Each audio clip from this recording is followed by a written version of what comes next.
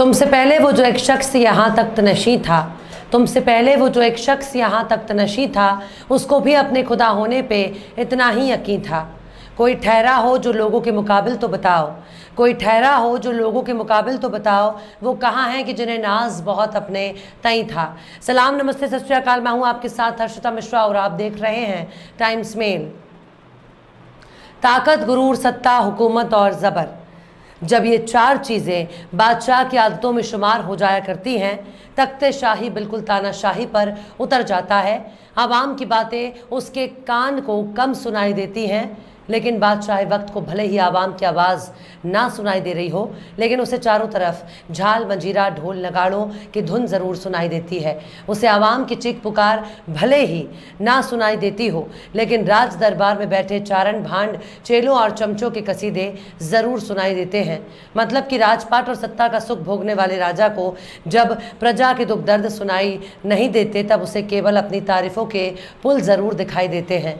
तब राज दरबार में नाचने गाने वालों की शोहरत में चार चांद लग जाते हैं और जनता भूख से बिलखती रहती है। लेकिन राजा को बखूबी मालूम है कि जनता की तकलीफ़ों को कैसे नज़रअंदाज किया जाता है। बड़े पैमाने पर जाति, धर्म, मज़हब, पंथ और भाषा के आधार पर जनता को आपस में लड़ाने की मुहिम चला दी जाती है और बेचारी जनता इन्हीं सब मुद्दों में उलझ कर रह जाती है। लेकिन इस बीच उत्तर प्रदेश से एक ऐसी खबर निकलकर सामने आई है जिसे सुनने के बाद हर कोई सोचने के लिए मजबूर हो जाएगा कि क्या भाषा में नफरत छिपी होती है? क्या भाषा के आधार पर किसी की काबिलियत को तौला जा सकता है? क्या भाषा के आधार पर मज़हब की तलाश हो सकती है? क्योंकि उत्तर प्रदेश में एक बड़े मुस्लिम अधिकारी को उर्दू के इस्तेमाल का आदेश जारी करना भारी पड़ गया और उसको सस्पेंड कर दिया गया। ये घटना ऐसे वक्त में सामने आई है जब पूरा देश धर्म के बुखार में तप रहा है। अगर उर्दू की बात की जाए तो उत्तर प्रदेश की दूसरी आधिकारिक भाषा उर्दू ही है, लेकिन महाराज जी के सूबे में उर्दू के इस्तेमाल से गजब की चिढ़ देखने को मिल रही है। अगर उर्दू से नफरत की बात की जाए तो उर्दू का ताल्लुक एक खास तबके से जोड़ा जाता है जिसे मुसलमान कहा जाता है, जबकि उर्दू दक्षिण एशिया की एक इलाकाई ज़बान है जिसे बोलने और समझने वालों की बड़ी तादाद दुनिया भर में आबाद है।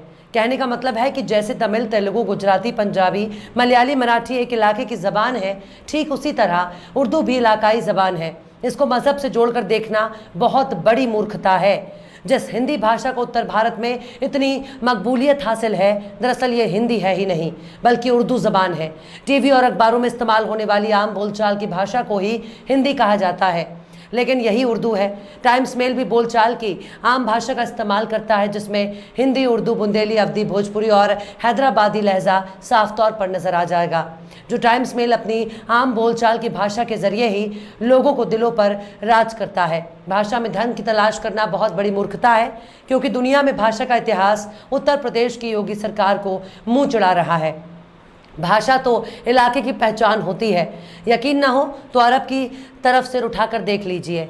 अरब के देशों में मुसलमानों के अलावा बाकी जितने भी लोग रहते हैं उनकी भाषा भी अरबी ही है। अमेरिका, रूस, चीन, यूरोपीय देशों की तरफ नज़र उठाकर देख लीजिए, जिनके नागरिकों की भाषा अरबी ना होकर जर्मन, फ्रेंच, रशियन और अंग्रेज़ी है। अरे कम से कम अपने पड़ोसी देशों की तरफ भगवाधारी सरकारों को नज़र उठाकर देख लेने चाहिए। पाकिस्तान की आधिकारिक भाषा उर्दू है, लेकिन जिसे समझने वालों की तादाद पाकिस्तान में मौजूद है, लेकिन वहाँ की बहुसंख्यक आबादी उर्दू नहीं बल्कि पंजाबी बोलती है। सबसे हैरान तो बांग्लादेश कर देता है। भाषा की वजह से बांग्लादेश में आंदोलन भी हो चुका है। जब बांग्लादेश भी पाकिस्तान हुआ करता था, तब पूर्वी पाकिस्तान ने उर्दू को अपनी भाषा मानने से भी इनकार कर दिया था। आज पूर्वी पाकिस्तान यानी बांग्लादेश की आधिकारिक भाषा बांग्ला यानी बंगाली है। तमिल और मलयालम बोलने वाले मुसलमानों को उर्दू भी नहीं आती, लेकिन उर्दू का ठप्पा मुसलमानों के माथे लगा दिया जाता है, जबकि आज़ादी से पहले उर्दू और फारसी ज़बान का इस्तेमाल भारत में होता था। आज भी अदालती रिकॉर्ड उर्दू में मिल जाएंगे, ज़मीन के कागजात भी उर्दू में मिलेंगे, शजरा और नसबनामा भी उर्दू और फारसी में मिल जाएंगे। लेकिन इसके बावजूद भी उर्दू को लेकर सरकार खुद ही दोहरा चरित्र दिखा रही है। आखिर कैसे उर्दू से होने लगी भाजपा को नफरत? आखिर कैसे उर्दू का इस्तेमाल बना बहुत बड़ा पाप? आखिर कैसे उर्दू की वजह से मुस्लिम अधिकारी को किया गया सस्पेंड, बताएंगे आपको और भी बहुत कुछ। लेकिन आप अगर हमारे चैनल पर नए हैं और पहली बार हमारी वीडियो को देख रहे हैं तो आप हमारे चैनल टाइम्स मेल को सब्सक्राइब कर लें, वीडियो को लाइक कर दें और नए वीडियो की नोटिफिकेशन पाने के लिए बेल आइकन का बटन भी प्रेस कर दें। इसके अलावा अगर टाइम्स मेल को आर्थिक सहयोग करना चाहते हैं तो वीडियो के नीचे दिलनुमा आकृति में नजर आने वाला थैंक्स बटन पर क्लिक करके आप हमारी मदद कर सकते हैं। लौटते हैं आप खबर की तरफ। उत्तर प्रदेश के स्वास्थ्य महकमे की तरफ से एक आदेश जारी किया गया था जिसमें सरकारी अस्पतालों के नाम हिंदी के साथ साथ उर्दू में भी लिखे जाएंगे। उस आदेश में कहा गया कि सभी जिला अस्पतालों और सीएचसी पीएचसी के भवनों के नाम हिंदी के साथ उर्दू में भी होंगे। लेकिन उस आदेश को जारी करने वाले स्वास्थ्य विभाग के बड़े अधिकारी को निलंबित कर दिया गया है, जिनका नाम है डॉक्टर तबस्सुम खान। अब इल्ज़ाम लगाया जा रहा है कि उन्होंने आदेश जारी करने से पहले आला अफसरों को विश्वास में नहीं लिया। दरअसल डॉक्टर तबस्सुम खान इस वक्त स्वास्थ्य महानिदेशालय में संयुक्त निदेशक प्राथमिक स्वास्थ्य के पद पर तैनात हैं। अब लापरवाही करार देते हुए तबस्सुम खान को सस्पेंड कर दिया गया, जबकि इस निलंबन की कार्रवाई की वजह से उन्हीं अफसरों पर बड़ा सवाल खड़ा हो रहा है जिन्होंने तबस्सुम खान को सस्पेंड कर दिया है। दरअसल जब यह आदेश जारी किया गया था तब मीडिया ने खूब शोर मचाया। मीडिया ने योगी आदित्यनाथ की तारीफ करते हुए इसे मुसलमानों की तरफ बढ़ाया गया, मोहब्बत का एक कदम करार दिया था। पत्रकारिता के बड़े बड़े धुरंधरों ने यह साबित करने की कोशिश करने लगे बीजेपी 2024 के चुनाव से पहले मुसलमानों को वोट में सेंध लगा रही है। लेकिन अब पता चला कि ये कोई सेंध वेंद नहीं है बल्कि उर्दू से नफरत है, जिसकी वजह से आज एक मुस्लिम अधिकारी को सस्पेंड कर दिया गया। वरना जिस पद पर डॉक्टर तबस्सुम खान है उसे बहुत बड़ा पद माना जाता है। ओहदे पर रहने वाले अफसर के कलम को सरकार का आदेश कहा जाता है। लेकिन अब उसी सरकारी कलम को योगी सरकार के बड़े अफसरों ने हथौड़ा मार कर तोड़ दिया है। लेकिन आइए पहले इस बात को समझने की कोशिश करते हैं कि आखिर ये नौबत आई कैसे। दरअसल स्वास्थ्य महकमे के शासन आदेश और मीडिया रिपोर्ट्स को पढ़ने पर पता चलता है कि उन्नाव के रहने वाले मोहम्मद हारून ने सरकार से शिकायत की थी कि द्वितीय राजभाषा उर्दू में जिला अस्पतालों, स्वास्थ्य अधिकारी और कर्मचारियों के नाम क्यों नहीं लिखे जा रहे हैं। हारून की शिकायत पर सरकार की ओर से कराई गई जांच में मामले को सही पाया गया। इसके बाद सरकार की ओर से तृतीय राजभाषा उर्दू में भी अस्पताल अधिकारी और कर्मियों के नाम उर्दू में लिखे जाने संबंधी आदेश जारी किया गया।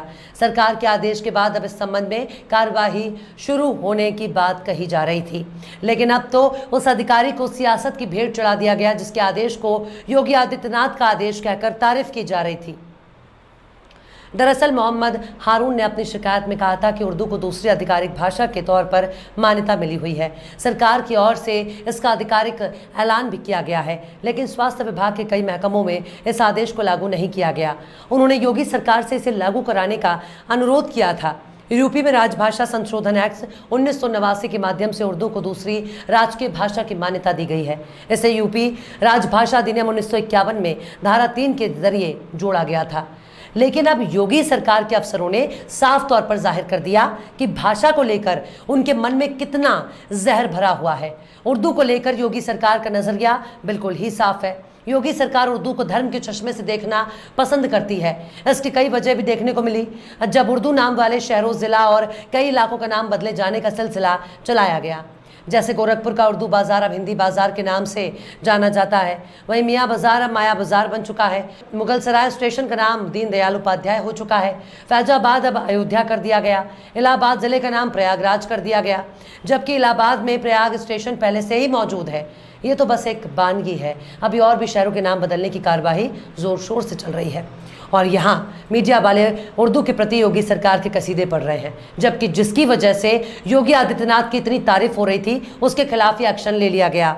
लेकिन अगर सियासी नुक्ताए नज़र से देखा जाए तो इस आदेश को जारी करने वाले अफसर के खिलाफ शायद इसलिए एक्शन लिया होगा क्योंकि इससे बीजेपी का कट्टर हिंदूवादी वोट बैंक नाराज हो सकता था, जो बीजेपी को मुस्लिम विरोधी समझकर वोट करता था।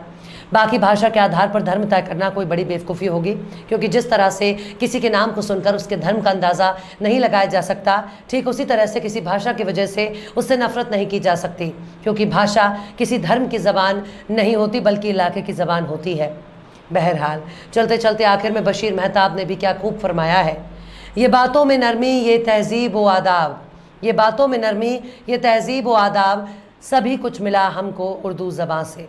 फिलहाल इस वीडियो में बस इतना ही। वीडियो आपको कैसा लगा कमेंट बॉक्स में ज़रूर बताइएगा। वीडियो पसंद आए तो लाइक करें। हमारे वीडियो लिंक को फेसबुक, ट्विटर, व्हाट्सएप पर अपने रिश्तेदार, यार, दोस्तों को भी शेयर करें। और बेबाक, निष्पक्ष, स्वतंत्र पत्रकारिता को सपोर्ट करने के लिए थैंक्स बटन पर क्लिक करके आर्थिक सहयोग भी कर सकते हैं।